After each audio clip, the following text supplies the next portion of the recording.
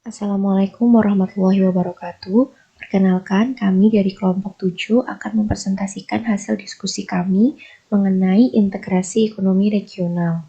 Sebelumnya, perkenalkan anggota kelompok kami yang pertama ada Era Erviana 0012, Rohmat Sigit 0027, Afik Ahzani 0044, dan Saraswati Novi 0051. Integrasi ekonomi regional merupakan kesepakatan antara negara-negara di sebuah wilayah geografis untuk mengurangi dan pada akhirnya menghapuskan hambatan tarif dan non-tarif terhadap aliran barang, jasa, serta faktor produksi antara negara satu dengan yang lain. Yang pertama ada tingkat integrasi ekonomi. Tingkat integrasi ekonomi dari yang paling rendah hingga yang paling terintegrasi meliputi daerah perdagangan bebas, perserikatan kepabeaan, pasar pada umumnya, kesatuan ekonomi, dan akhirnya persatuan politik penuh. Yang kedua, alasan untuk integrasi regional. Yang pertama, alasan ekonomi untuk integrasi. Alasan ekonomi untuk integrasi regional sangatlah jelas, seperti bagaimana teori ekonomi perdagangan internasional memprediksi bahwa perdagangan bebas yang tidak dibatasi akan memungkinkan negara-negara untuk menguruskan diri dari produksi barang dan jasa yang dapat menghasilkan paling efisien. Yang kedua, alasan politis untuk integrasi. Alasan politik dalam integrasi ekonomi regional juga tampak besar dalam beberapa upaya untuk membangun kawasan perdagangan bebas, perserikatan pabean, dan sejenisnya. Yang ketiga ada hambatan integrasi. Integrasi tidak pernah mudah untuk dicapai atau dipertahankan karena dua alasan utama. Yang pertama, meskipun integrasi ekonomi membantu lebih banyak, namun tetap memiliki kekurangan. Sementara bangsa secara keseluruhan dapat mengambil manfaat secara signifikan dari perjanjian perdagangan bebas regional, kelompok-kelompok tertentu mungkin saja justru menderita kerugian. Yang kedua, integrasi muncul dari keprihatinan atas kedaulatan nasional. Yang ketiga ada alasan terhadap integrasi regional.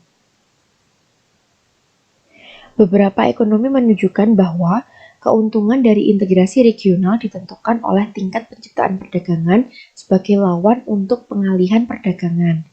Penciptaan perdagangan terjadi ketika produsen berbiaya rendah dalam wilayah perdagangan bebas menggantikan produsen dalam negeri yang berbiaya tinggi. Pengalihan perdagangan terjadi ketika termasuk biaya yang lebih tinggi mengganti termasuk eksternal biaya yang lebih rendah dalam kawasan perdagangan bebas. Yang keempat ada integrasi ekonomi regional di Eropa. Yang pertama, evolusi Uni Eropa. Uni Eropa adalah produk dari dua faktor politik. Yang pertama, kehancuran Eropa Barat selama 2 kali Perang Dunia dan keinginan untuk mencapai perdamaian abadi.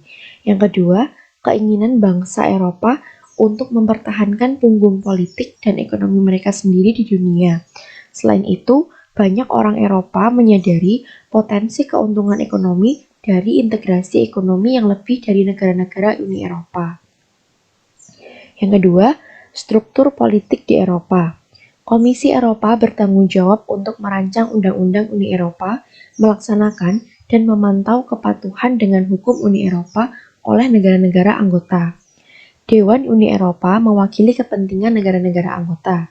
Parlemen Eropa dipilih langsung oleh penduduk dari negara-negara anggota. Parlemen memperdebatkan undang-undang pengajuan komisi dan dewan ke arah hal-hal yang konsultatif daripada legislatif. Mahkamah Agung terdiri atas satu hukum dari masing-masing negara, adalah pengadilan banding tertinggi untuk hukum Uni Eropa.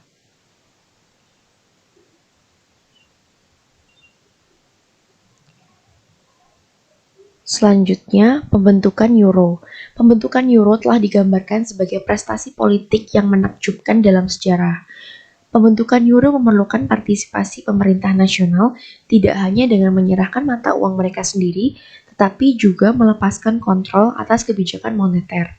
Namun, bagi sebagian orang, penggunaan mata uang tunggal menunjukkan bahwa otoritas nasional telah kehilangan kontrol atas kebijakan moneter. Keuntungan penggunaan euro Yang pertama, bisnis dan individu akan menyadari efisiensi dalam penanganan satu mata uang daripada menggunakan banyak mata uang. Daripada menggunakan banyak mata uang, penghematan ini berasal dari selisih kurs yang lebih rendah dan biaya lindung nilai. Kedua, penerapan mata uang bersama akan memudahkan untuk membandingkan harga di Eropa. Yang ketiga, dihadapkan dengan harga yang lebih rendah, produsen Eropa akan dipaksa melihat cara untuk mengurangi biaya produksi mereka untuk mempertahankan margin keuntungan mereka. Pengenalan mata uang bersama dengan meningkatkan persaingan akhirnya harus menghasilkan keuntungan jangka panjang dalam efisiensi ekonomi dari perusahaan-perusahaan Eropa. Yang keempat, pengenalan mata uang bersama harus memberikan dorongan yang kuat untuk pengembangan pasar modal pan-Eropa yang sangat likuid. Perkembangan tersebut bisa menurunkan pasar modal dan menyebabkan peningkatan baik tingkat investasi maupun efisiensi dengan dana investasi yang dialokasikan. Selanjutnya akan dipresentasikan oleh Afik.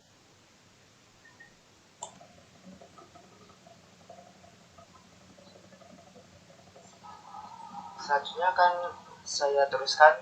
Sejak penggunaan pada 1 Januari 1999, euro telah mempunyai catat sejarah dalam bursa pertukaran yang sangat volatil melawan mata uang utama dunia yaitu dolar Amerika Serikat. Setelah peluncuran pada 1999, euro sama dengan 1,17 dolar. Nilai tukar euro sempat jatuh hingga 1 euro sama dengan 0,83 pada Oktober 2000, yang kemudian menyebutkan bahwa euro telah gagal dan nasib euro mulai membaik pada tahun 2001. Selanjutnya, saya akan menjelaskan pemekaran Uni Eropa. Yang pertama, pemekaran Uni Eropa ke Eropa Timur bisa dilakukan sejak runtuhnya komunisme pada akhir 1980-an, dan pada akhirnya 1990-an 13 negara telah diajukan untuk menjadi anggota Uni Eropa. Yang kedua, integrasi ekonomi regional di Amerika muncul. Usaha yang paling signifikan adalah kesepakatan perdagangan bebas Amerika Utara. Isi NAFTA ada 3 poin. Yang pertama, penghapusan penetapan tarif menjelang 2004 atas 99% barang yang diperdagangkan di antara Meksiko, Kanada, dan Amerika Serikat. Kedua, penghilangan hambatan antar batas negara atas aliran jasa yang memungkinkan bagi lembaga keuangan misalnya memiliki akses yang tidak dilarang ke pangsa pasar Meksiko pada tahun 2000. Dan terakhir, perlindungan hak kekayaan intelektual. Selanjutnya, kasus bagi NAFTA. Para pendorong menyatakan bahwa satu pengaruh dari NAFTA adalah beberapa perusahaan di Amerika Serikat dan Kanada akan memindahkan kegiatan produksinya ke Meksiko untuk mendapatkan keuntungan atas biaya tenaga kerja yang rendah. Selanjutnya, kasus menentang NAFTA. Bagi mereka yang menentang NAFTA mengatakan bahwa proses pengesahan akan diikuti dengan perpindahan pekerjaan dalam skala besar dari Amerika Serikat dan Kanada menuju ke Meksiko sebagai pengusaha yang mencari keuntungan dari upah tenaga kerja yang rendah di Meksiko dan kurangnya hambatan dalam lingkungan usaha dan undang-undang ketenagaan kerja.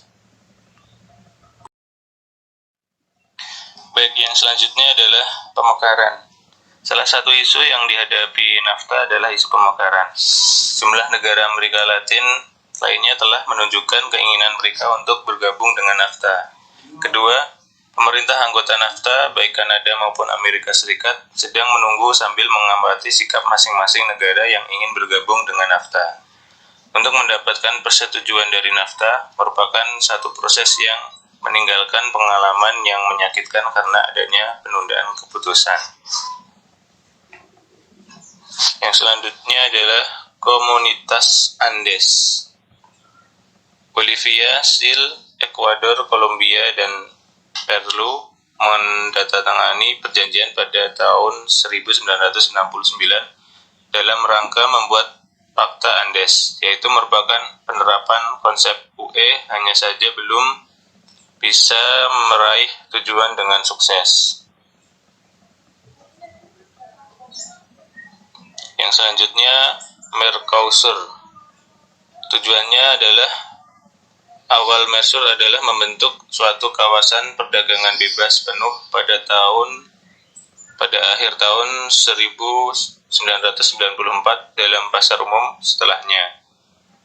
Mercosur terpukul hambatan yang signifikan pada tahun 1998 ketika negara-negara anggotanya tergelincir ke dalam resesi dan perdagangan antar blok yang terpuruk. Perdagangan mengalami penurunan lagi pada tahun 1999 menyusul krisis keuangan di Brazil yang menyebabkan Mercosur lainnya 40% lebih mahal di Brazil, pasar ekspor terbesar mereka. Yang selanjutnya adalah pasar bersama Amerika Tengah, CAFTA dan CARICOM. Yang pertama, kesepakatan perdagangan bebas Amerika Tengah. Tujuannya adalah untuk menurunkan hambatan perdagangan antara Amerika Serikat dan 6 negara untuk sebagian besar barang dan jasa.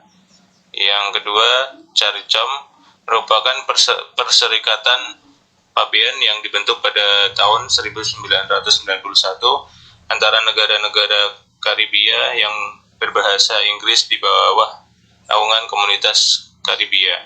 CARICOM mengadopsi ketertarikan formal untuk menyatukan ekonomi dan moneter pada tahun 1984, tetapi sejak itu hanya sedikit kemajuan yang telah dibuat.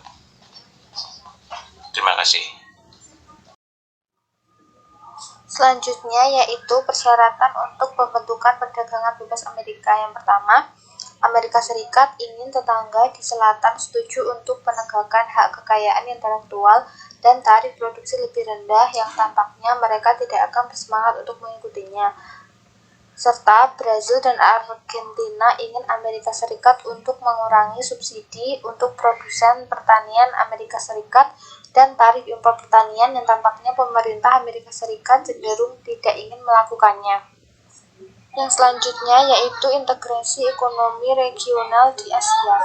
Gerakan paling signifikan menuju integrasi ekonomi regional di Asia adalah Asosiasi Bangsa-Bangsa Asia Tenggara dan Kerjasama Ekonomi Asia Pasifik. Asosiasi Asia Selatan untuk Kerjasama Regional memiliki kerjasama ekonomi sebagai salah satu tujuan utamanya. Namun lingkup dan mandatnya cenderung lebih luas, memperlebar ke dalam dimensi sosial dan budaya juga. Asosiasi Bangsa Asia Tenggara. Tujuan dari ASEAN adalah untuk mendorong perdagangan bebas antara negara anggota untuk meningkatkan kerjasama dalam kebijakan industri mereka dengan tujuan untuk mencapai pertumbuhan ekonomi, kemajuan sosial, dan pengembangan budaya. Kerjasama Ekonomi Asia Pasifik. Tujuan dari Asia Pacific Economic Cooperation atau APEC adalah untuk meningkatkan kerjasama multilateral dalam menaikkan ekonomi negara-negara Pasifik dan menumbuh kembangkan saling ketergantungan di kawasan ini. Yang selanjutnya yaitu Blok Perdagangan Regional di Afrika. East African Community atau EAC terdiri dari 5 negara anggota yaitu Burundi, Kenya, Rwanda, Tanzania, dan Uganda. EAC merupakan bentuk integrasi ekonomi yang bertujuan untuk memimpin perekonomian di wilayah sub-Sahara Afrika. Kerjasama yang terjalin selama beberapa dekade ini telah berkembang menjadi Free Trade Area atau FTA, serta dalam waktu mendatang direncanakan untuk berkembang menjadi Common Market. Sekian presentasi dari kelompok kami. Apabila ada salah serta kekurangan mohon dimaafkan. Kami akhiri. Wassalamualaikum warahmatullahi wabarakatuh.